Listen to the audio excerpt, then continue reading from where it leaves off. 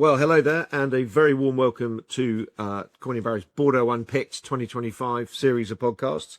And we're touching on one of the major offers that we do every year, and one of the families we've worked with longest. This is the Moueix family, Edouard, Christian, and Jean-Pierre, as it was before that. So what I would like to do first, I guess, here is... Guy, do you want to take us a little through how we actually taste the Moueix wines when we're out there? Yeah, sure. Thanks, Will. Okay, so in terms of the setup, we taste on a Saturday morning. We essentially slot it into the weekend or the Saturday before the Entrepreneur week proper starts. And we taste at Château Bélair-Monange. So this is the newly constructed, amazing sort of all singing, all dancing cellar of Bélair-Monange in Saint-Emilion, overlooking the plain and with the most wonderful views from the top tasting room, which is this year where we tasted all of the wines. We have tasted in the past down in the sort of cellar tasting room, but this year we were surrounded by vines, looking out over the most bucolic kind of landscape imaginable. And as I said in my introduction to the offer, it's quite hard to find anything that you don't like under such tasting conditions. It's you're sort of predisposed to see everything as very lovely and very wonderful. So in a sense, that's why it was important to do another tasting of these wines a couple of weeks later, back in London. And I seem to remember it was a fairly cold, grey, drizzly morning. And that was, for me at least, the reality check of, are these wines actually as good as I thought they were? And, spoiler alert, they were. And in a sense, they were actually tasting even better in London than they were in Saint-Emilion. But that essentially is how we taste the wines. It's you're met with a line-up of bottles from which you help yourself. You go along, you pour a sample, you taste, and in my case, I got my laptop, and so I sort of write a few notes and then go up and get the next wine. So it's very leisurely. You go at your own pace, and then we have a period afterwards where we all discuss the wines and ask each other if we had any favourites, and we're left to our own devices, which is a wonderful way to taste wine. Yeah, it works very, very well. And Mark, Mr. Ditcham, our Bordeaux buyer, who's also joining us here. Anything to add from that? It's my second tasting on joining you. I think I alluded to it last time. So it was a baptism of fire, indelible feast of wines. I mean, it's like, and the view, as you mentioned, is spectacular, looking across the plateau there. But it's it's a vast range, it's a fascinating range, and to taste them side by side is it's incredibly insightful. You gain a lot from it, and we replicated it again also at the office just the other day, and also in London. Yes, we have 3 full tastings. Yeah. So you get a very good impression of the wines, and you really get to understand each property and the various nuances and differences, and price points vary, and quality very high throughout. So Exactly, because these wines are wines in most cases that the Moueix family do the winemaking of and own, but there are many wines here that we've always bought through the Moueix because they have exclusivities just as we do. So I always quite like that angle of things. I thought the wines, to get onto the actual range now, were wonderfully transparent in being as different as ever. I didn't feel, as maybe there was in a vintage more like an 18, where there's a bit of a vintage stamp on the wines. I felt that each of the properties, and I felt you could see, which you don't always, and I know we talked about this earlier in one of the other pods, you can see a difference between Saint-Emilion and Pomerol, and you can see a difference between the soil types that you taste in Pomerol. Yeah, I would agree with that. I think they're very true to type, and they let the terroir do the talking, which is great, and that's what we love about great wine, that you can see the place where it comes from. I do think that the Moueix style, and as you rightly say, Will, this is wines made by the Moueix family, and also wines made by other people who use the Moueix as their route to market and are represented, as it were, by the Moueix family.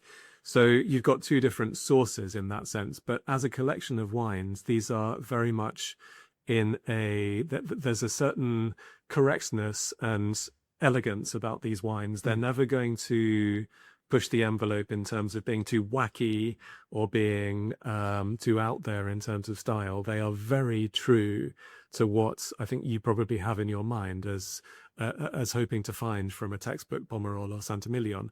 And in terms of, as you say again, in terms of price and in terms of profile, you're starting from just over, well, sort of 150 or just under 150 pounds for a case of 12 bottles for Peymouton, all the way up to 150 pounds plus per bottle at the top end. So this is a big range in terms of price, and that's great. And it's one of the few offers that we do here at Corney and Barrow where I can genuinely say to customers, there is something here for everybody. And if you're looking for a great drinking wine to open on a Thursday, Friday, Saturday, or you're looking for something for Christmas dinner, it's there is literally something here for all occasions. I mean, they're big. They love drinking their wines as well, and I think it's really interesting. The only wine we had missing this year, which is again about the Moueix, is uncompromising sort of quality, is that La Grave, which is an exclusivity of ours, so we're sad not to see that, but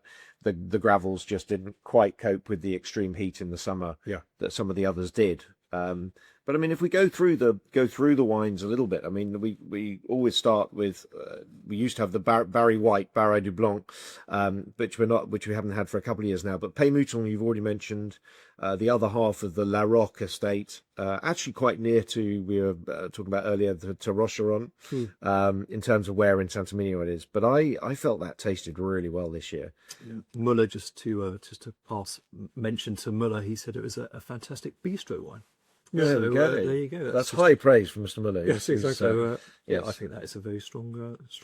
I would agree, and I mean, we as the sort of entry level wine in the Moueix range, as you rightly say, Barra du Blanc, which occupied that position for so many years and became a much loved wine for CMB customers and staff alike, has a real genuine close following here by Peymouton, and I think it's going to slot into that space very, very proficiently, very well. I think it absolutely brims with Saint-Emilion personality, and it's a real delight. Yeah, I've had some, I think 21, 22 recently at home, and delicious. Again, you don't have to wait forever. So that then, if we sort of go through in the way the offer's actually written by yourself, Guy, very well, it has to be said. We have Plants next in Pomerol, which are between Nanan and La Pointe. Yeah, I mean, it's a well cited. It's not a vineyard people know that well, and that's probably down to us as much as anything. But it's the wine I thought showed really well. Have you visited? Because no, there's obviously I've not. Quite a few properties in the offer that they obviously represent. So I just wondered how many out of these. I haven't. No, not Plants. I haven't, and we've done it for a good number of years. And I love the slightly old school label as well. Yeah, no, it's great, and I think it's really well judged this year as well. There have been years where I think it's quite opulent in style, just sort of to slightly contradict what I said previously about these being very elegant, sort of across the board. They are elegant, but this is a particularly well judged Plants, and I think it's really showing itself strongly in 25. Cool. Yeah, no, I would agree. And then we skip on. We're staying in Pomerol. We're going on to La Fleur Gazan, which, as you rightly point out, is between La Fleur and Gazan. No great surprise for that. But this is a wine that's kind of reappeared, I think, and now that they bought it in 2021, we see it more and more. But it was tasting well. Small. I mean, all the vineyards on this side are small, but only 6 and a bit hectares. No, exactly. This is lovely. And it really has this brightness of red fruit. I think this is one of the things that 25 has done sort of so wonderfully. You've got this joyousness of the cherry and raspberry fruit, and then very supple, sort of fine tannins framing. So no, very, very good wine. And at the lower end, the lower price point, there's less emphasis on oak these days as well. You see that sort of 50 to 30% in the last few wines that we've talked about. Well, that was capturing the fruit and the essence of the fruit and the terroir. Yeah, that was slightly the point I was making with Plants. That yes, you do have this very hands-off winemaking approach to oak these days, which is great and to be applauded. Yeah, no, I would totally agree. And then one of my quite often a favourite, and we often talk about it as being a sort of mini Trotanoy because it is cited behind it, but Bourgneuf, from the Veyron family, hence why it sometimes gets called Bugatti Veyron, by some of the members of the team. But Bourgneuf, I think, was on cracking form this year, and I think at sort of 205 quid a six, it's a really proper wine. Yeah, it is. It is. And for me, Bourgneuf has this sort of darker fruit profile. It's got more sort of bitter cherry fruit and blackberry, and that really goes well with the ripeness of 25. I think it does have something of Trotanoy in it, I suppose. And when you drive past those famous cypress trees of Trotanoy, you can sort of imagine Bourgneuf tailing away down the slope. And yeah, it's a very strong wine in 25. Hedonistic. Yeah, it can be. It can be a bit. I'm just reading from the offer here. I did call it hedonistic. Yeah, that's true. Yeah. But then we have La Serre, going back over to Saint-Emilion, which I often think of as a little bit of a sort of brother and sister with plants in terms of the range and things. But La Serre, actually, which again can have a little bit of lusciousness around it, I thought it was very proper. Yeah. Meaning the greenhouse in French. And so you've got these very warm, south-facing slopes, which give a little bit of that greenhouse effect. But incredibly, in 25, they've harnessed a lot of freshness, a lot of acidity, and it's a very balanced wine. Yeah, no, I thought it was cracking. We then, obviously, normally we would be going to the Grave Pomerol at this stage, which I'd say if you have any of the 18 or 19 or 20, you should have a bottle or two, because they are drinking absolutely beautifully. But it means we skip straight on to La Grange, 100% Merlot, which in sort of jokingly Edouard refers to all of their wines as being 100% Merlot. And I think, as we mentioned in one of our earlier pods, anyone who was sort of saying Merlot and warm vintages is going to be a problem, anything but, I would argue. And I think La Grange, and I've known La Grange for over a quarter of a century, to sound rather pompous, but this La Grange, I think, is an absolute stonker. And it was sort of first on my list of things that I was going to pick up from the offer. I just think it punches way above its price. Yeah. And it's not to be confused with La Grange in Saint-Julien. No, exactly. Because there is one in Saint-Julien as well. Yeah. But dare I say, this one is far better and supersedes it. And we did take a Magnum with a 16 to a recent trade tasting. You're quite right. Yes, we did. It was absolutely fantastic. And everyone remarked about how good it was, including a wine critic as well, whose name we won't mention. But yeah, it was a fantastic La Grange this year. I might even buy myself a case. Yeah. I was asking about discount the other day on my staff. Not a word I've ever understood. Really. Not something we engage with. £146, it's well worth it, even if I don't get the discount. Yeah. And this goes all the way back to 1953, when Jean-Pierre Moueix, Christian's father, Edouard's grandfather, bought the estates. And so it really is a sort of Merlot and Moueix property through and through. Yeah, no, I would totally agree. And then actually, so Certain-de-May, which we have next, which is very, very well cited. And actually, I hadn't been, to your point about visiting, I hadn't been until quite recently, when Joe and I were out with some customers, and we went to visit. And I mean, cited, you've got L'Avangile, Conscient, and Vieux Château Certain, unsurprisingly, next door. And it's an absolutely cracking site. Quite a bit of Cab Franc here, and it's only 5 hectares, from memory, 5.5. So, this is a small site, and I think it's really starting to come to the fore. I think it's fair to say that it's not been of the quality in general that its site merits, but I really felt with the 23 we tried when we were there, which is obviously a good vintage, that was excitingly good, and we've also released the second wine as well. That was Certain-de-May. It's fantastic, and that was the 23 really, as well. Really so 23. It seems to be something of a coming property. We often argue and joke with our Scottish colleagues that it's really should be one of theirs, because there is quite a long ancestral link back to the Scots, and its full name is Certain-de-May de Certain, so you can see why they've stopped some of the replication there.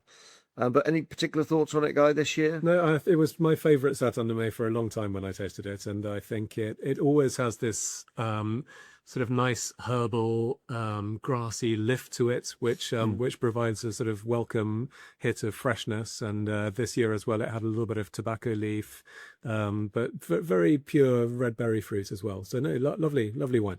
Dancing polyphenols, I put. Did you? What does that mean? I don't know, but I think it sounds good. I can't even lots of energy. I can't even spell that, Mr. Ditchell. I'm not quite sure how you manage that. But then, okay, so then we're on to, in fact, a couple of my absolute faves, sort of over the years. But another 100% Merlot, Latour Pomerol, which I think everyone, even Mr. Brett Smith, Mr. Muller, were in agreement with most of us that this was, again, potentially a best performance of the last few years from the Tour, and who knows, the Tour has an amazing history. And it was an estate that they finally acquired in 24, so it's the newest addition in that sense to the Moueix ownership of estates. It was farmed by the Moueix family from 1962, was entirely replanted after the 56 frost. So we were discussing that on a previous podcast about Rocheron, but this was entirely decimated by that terrible frost in 56, and from very shortly after has become a 100% Moueix family property, which is now owned by them in addition. Yeah, I mean, and I just love it. It seems to have, for me, and again, a vintage I've had recently, the 17 and the 18 of it are both absolutely 18 is absolutely brilliant. And I think it is it's a wine that really translates the vintages very well. Totally agree with you about that. I mean, the fact it was wiped out, and those 56 frosts, which I always forget, went down to the sort of mid-20s below. Yeah, which is quite staggering, really, when you think about it. I don't think they were aware that vines could really be killed by frost before that happened, but I mean, it's quite something. Yeah. But then we go, so from La Tour Pomerol, we're going to dart back across. I tell you, we're not being very economical with the petrol here, but we're going to go back over to Saint-Emilion again, and to Sophie Foucaud's amazing 1.36 hectare plot, back garden more than a plot, really. Yeah. And Ditch, coming to you first, so I think this is the first time you'd visited there. It's easy to miss, but yeah, as I said on the other podcast, it is not my first introduction to Bordeaux by any means, but I remember this is one of my first cases that I bought of the 01, and I absolutely adored it. And I was fascinated by how you could have such a small property in Saint-Emilion, but so generously priced, even back then. So yeah, it's great to see it. It's a very, I want to say old-fashioned shade. It looks very. They obviously have the modern winemaking thought and methodology with their practices, but there has a sense of sort of traditional to the sort of to where you are as well. There's a real sense of place with the wines which they carve from the land which they own. So yeah, I absolutely love the wines. Love the 2025, and at that price point, I think it's staggering. And it's one of the ones I was with a warmer vintage, and I got slightly concerned before tasting it, as it could be a wine that you could get almost too much from. Yes. It could. I mean, it doesn't struggle for hedonism. There is a generosity to it in style, and it has this very voluptuous kind of dense red berry fruit, which I love. But yes, I agree. You know, you could sort of imagine in a vintage like 25 that would go a little bit too far. But no, they've managed to retain a lot of tension, a lot of freshness, and 50% of the musters, or 50% of the juice rather, is goes through élevage in French terracotta amphora. Yeah. So that's a sort of point of difference, and I wonder if that contributes to this sort of real purity of fruit. Do you know how many years they've been using that for, or experimenting with? Because there's always a degree of experimentation. More than 5, anyway. I was going to say up to, I think there's been terracotta for 10 or so, but I think in terms of the proportion, probably 4 or 5 years that they've had obviously once you've got them, you can keep them for a good old while as well. Yeah. But I love the purity. It always reminds me of sort of slightly sort of blackberry compote, or it always has an intensity to it in the fruit. Yeah. And a brilliant lunch I had with her and some customers recently. With Sophie, we opened a few other vintages, 12 and 9, I think, from memory. But they were absolutely brilliant. And you can give the wine, it ages wonderfully, but again, you don't have to age it more than 5, 6, 7 years before you can really enjoy it. Which I think is brilliant. There's a real clutch of fruit there, and I think through élevage and through bottle aging, it's gonna shine over the next 10 years. It's an absolute gem. But you can drink it also equally now. Yeah. So, on to Hosanna, which we didn't have last year. No, so there was a break last year, no Hosanna in 24, back with a vengeance in 25, and I do love this wine. Again, having said at the beginning that the Moueix style is so sort of seamless and elegant, this, I mean, is both of those things, but it is also just sort of joyfully expressive, and it's the extrovert for me of the of the range. It's sort of bursts forth with kind of violets and peonies and blueberries, and has this slightly sort of bluer hued fruit, I suppose you would say. But it's just wonderfully full of personality, but also seamlessly fine on the finish. I think out of all of the wines, this is probably one of the most generous in terms of its fruit profile. It's quite extrovert. It's quite generous. Yeah. And I love that about Hosanna. I think it's, I don't know. It's also the name as well. It sort of conjures up for me something that's quite gregarious and quite sort of playful. And there's been a couple of times. I mean, 24, you mentioned there wasn't one. They didn't make it in 13 either. But vintages like 02 and 04 and 99, which was his very first one, I think, show the quality of the vineyard, the quality of the fruit here, because it seems to star whenever they make it. It seems to really shine, and it does have it's slightly cut from a slightly different cloth than some of the others. I think you feel a little more concentration, but again, 4.5 hectares. So I mean, it's a small site. But yeah, we're very, very, very pleased to see Hosanna, and it's interesting how it has such a sort of non-traditional label in amongst their lineup. Yes. Also, sort of, it's an acceptance of the fact that it's a little bit of an outlier in a positive sense. But then I guess from an outlier to one of the flag bearers, sorry for the pun there, but La Fleur-Pétrus, which is famous for having its flag on the label, 97% Merlot, 3 Petit Verdot, although as I said earlier in Edouard's speak, that's 100% Merlot. But La Fleur-Pétrus, I think we had quite an argument, or tussle, argument's wrong, but about this and Trotanoy, because we thought both performed brilliantly, and where you normally might see the sort of aristocracy, the aristocratic side of Trotanoy slightly win out. I thought this was, generous and correct and proper and absolutely just delicious as well. And I was really impressed. Had the most seamless sort of raspberry pure fruits, which just dominates the palate, and rose petal perfume. It's got sort of everything that you would hope from the great vintages of La Fleur-Pétrus.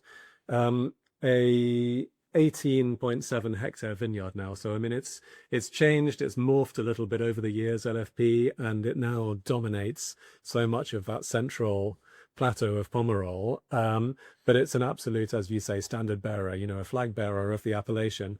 The first vineyard to be acquired by Jean-Pierre Moueix in 1950.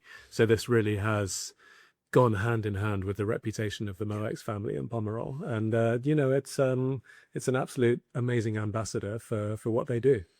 Yeah, no, I would agree. And again, recent vintages 17 and 19 and things like that I've had, neither of which we have any stock of, but they are just gorgeous wines, and I think it does have just enough of the properness and just enough of the hedonistic element to really come across as a wine that you can use for all sorts of things. It's strange because when I tasted LFP next to Trot at the Moueix tasting in Bordeaux, for me it was LFP had the edge over Trot, but actually tasting it here the other day, it switched. So I don't know if even just through the few weeks of élevage. Yeah, they're almost inverse, aren't they? Because we'll come on to Trotanoy afterwards, I guess. But the character of that is darker, and it's got these very powerful, very muscular sort of tannins.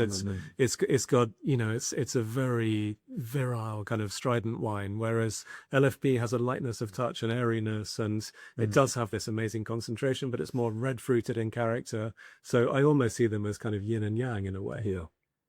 Yes, no, I would totally within the commune. I think you're absolutely right. But for you, what did you prefer? Because there was it really, really pains me to have to almost agree with you, Ditch, but I was kind of that way around too. I did think that I thought actually that in both instances they all tasted really well, which is not always the easiest thing.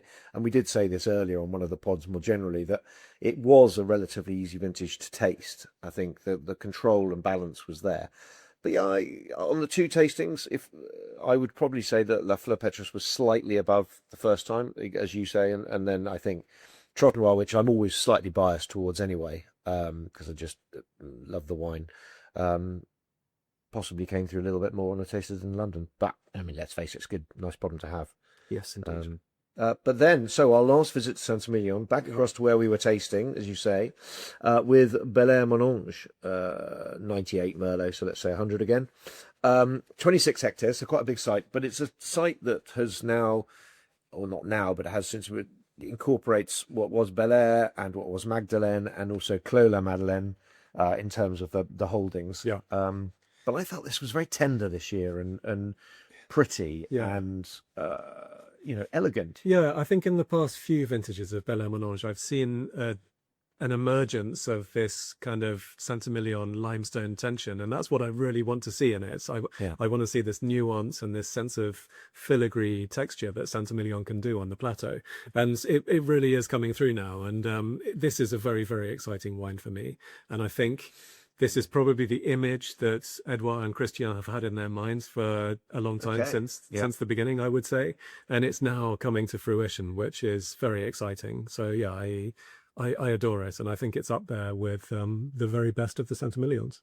Yeah, I would agree. Do you think it's getting a cult status? I hate using that sort of, but it's now starting to be looked upon as a real sort of...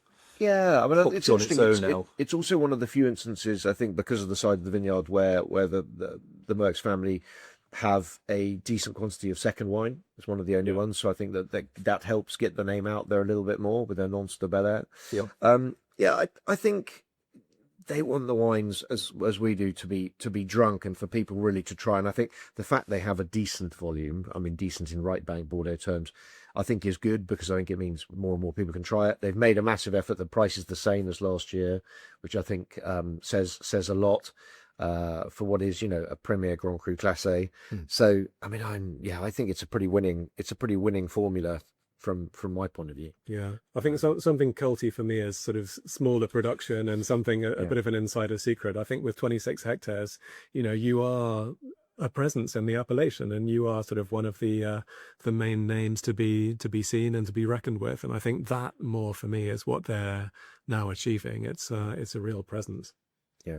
But I think that again, and I know I keep saying the same, but the drinking window, as you've highlighted here, is quite wide with these wines. I think the fact that you do have this slight sort of limestone character coming through more and more means the wines don't demand aging. Yeah. They will repay aging for sure. But I think they are drinking. Learn drink very well earlier. I did try to pick that up in the drinking ranges and in the notes as well. You obviously are looking at wines at the top end here, which will go and age fantastically well for 2 decades and more, but also wines that can be approached young. So if you have a case of any of these wines, or maybe a couple of 6-packs, don't be afraid to open the first bottle quite young. And I sort of referred to, in one of the quotes, I did the sort of hashtag DBY, drink Bordeaux young, which Edouard said when we were doing an interview together. And, it's something that you'll see maybe on social media, people referring to. But I think there is this move towards people wanting to open bottles of great Bordeaux young. And, why not? I think many a time in the first flush of youth, you can get such enjoyment from a great Bordeaux. It may then go through a slightly more mute or closed phase afterwards, but I think in its first initial hit of youth, you can get real enjoyment from these wines. And I would strongly suggest the vintages that I would do that with now are 17 and 19 probably. Yeah. 19 maybe does have the greater reputation and is the greater vintage, but those two, there are very few instances where you're wasting a bottle by opening it now, and I think you really can enjoy. So that brings us on to Trotanoy exclusivity, and now this obviously the offer for Moueix is out, but Trotanoy will be out on its own shortly after this pod comes out, I would imagine. So I mean, Trotanoy is such a great site, a good size of vineyard, 7.2 hectares. They do make a little bit of a second wine, Espérance, but it sounds from talking to Edouard like that may not carry on for too long, because the main plot that they replanted and which then made its way through in the main part to Espérance will probably cease to happen. But we'll see. That obviously is open to change. But yeah, I mean, I always find this, I said it earlier, such an sort of aristocratic sort of classic wine of what I want serious Pomerol to be like. Yeah, me too. I mean, I think on balance, this is my favorite, I think. But, it's a close run thing. And I mean, we're spoilt for choice here with the likes of Bélair-Monange and LFB and Hosanna. But I think there is something special about Trotanoy. And it just has that majesty and that sense of kind of presence and dominance. And it conjures up kind of long-termism and, there's nothing more exciting, I would guess, than doing a sort of vertical of old vintages of Trotanoy.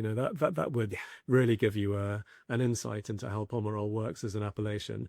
In the offer, which is out there and available on our CMB library online, the only tasting note in the offer that was done by Adam was the Trotanoy one, and he said, "Oh, I don't want you to put my name there, but in case anyone wonders why it reads slightly differently, that's Mr. Brett Smith's writing in there, and he calls it ridiculously exciting, and this is a great wine." And I agree. It's he enjoyed it then.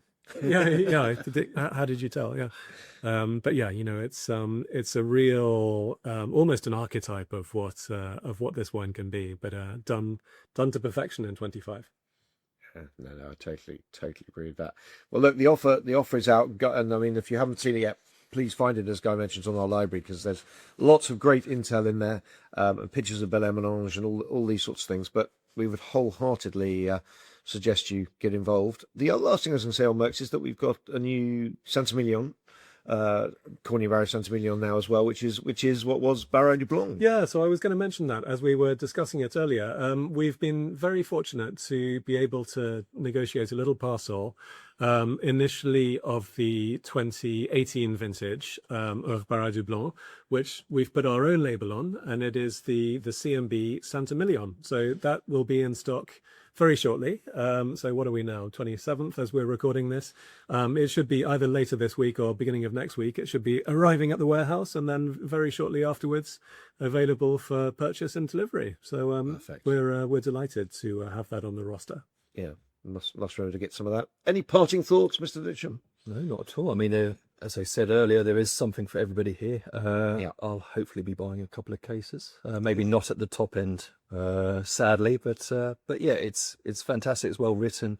Love the wines. I'm looking forward to to see the sales. Obviously, I'm not selling, but to see the sales. And feel free to, though. Feel free. Everyone sells. Everyone sells. Yes, I know.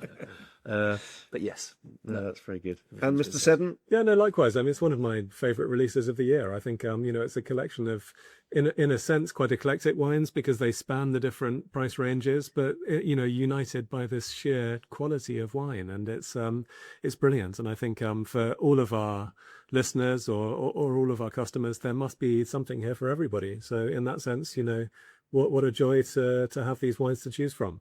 No, absolutely. And as everyone would say, just to reinforce the drink Bordeaux Young, let us know if you've got wines in the reserves you want to try. Then 17 and 19, as I say, would be my first suggestions for vintages to be getting out. But there we go. Any questions you might have, please just drop us a note, drop us an email, whatever, or via the socials, and we will come back to you. But Guy, Mark, thank you very much indeed, and that's the Moueix Bordeaux done for now. Thank you and goodbye.